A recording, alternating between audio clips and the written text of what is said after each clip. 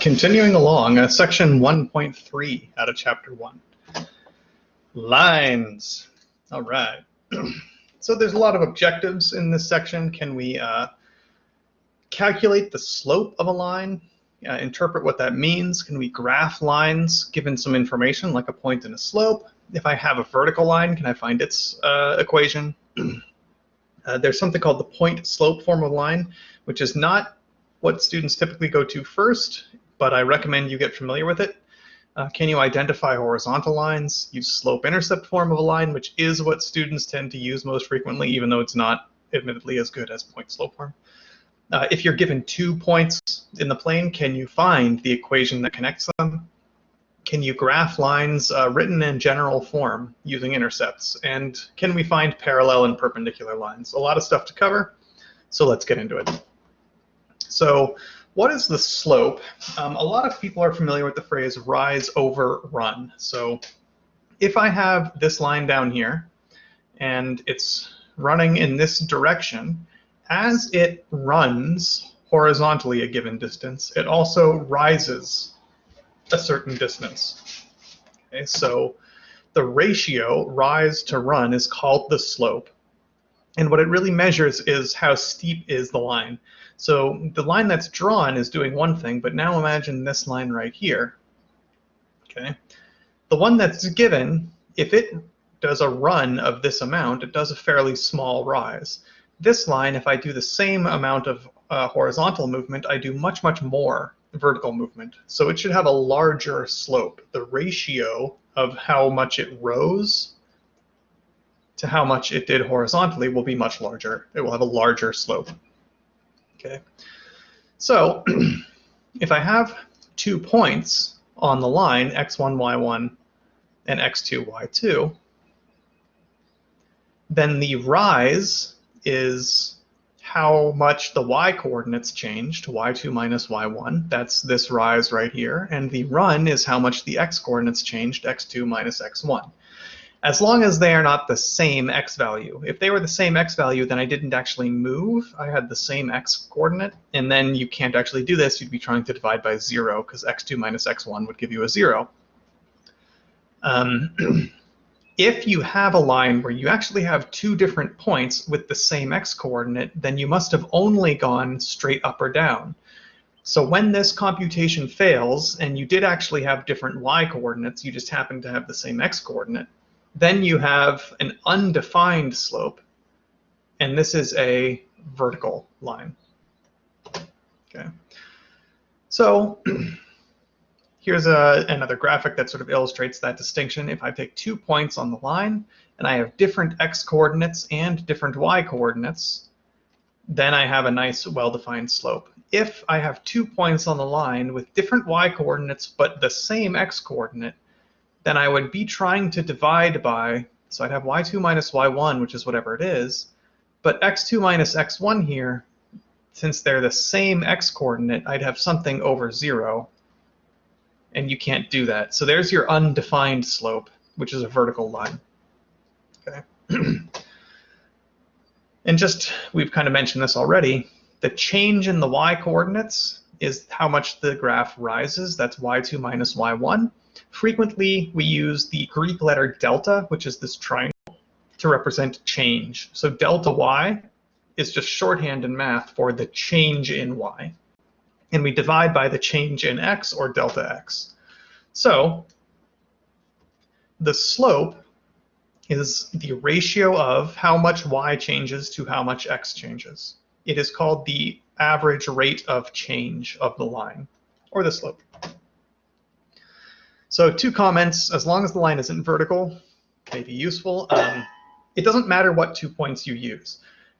If I have a straight line and I use these 2 points to compute the slope, or I use these 2 points, or I use these 2 points, it won't matter. As long as you use 2 different points, you'll get the same slope.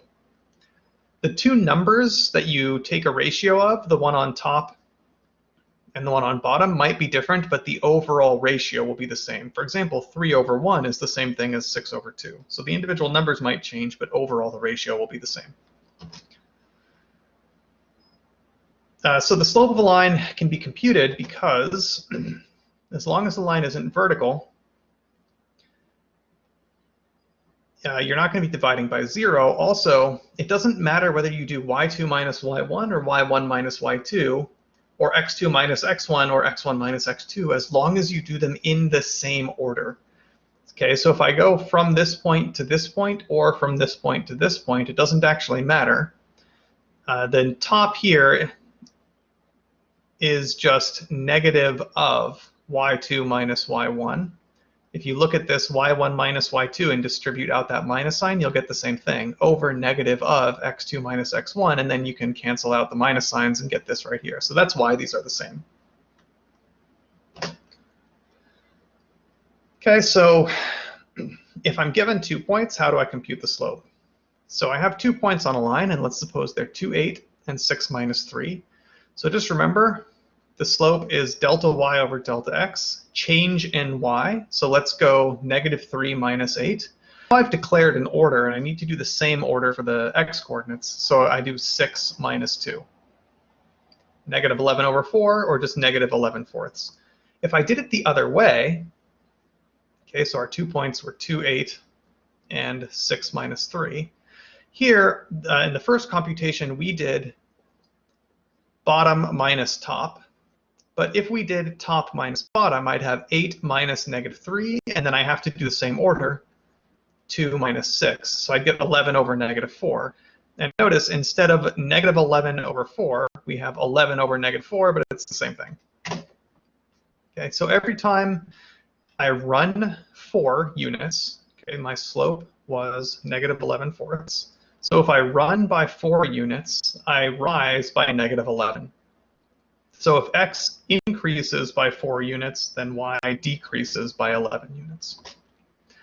The average rate of change, or the slope, negative 11 fourths. Okay, another example. We've got a bunch of various lines with points. Can we compute the slope?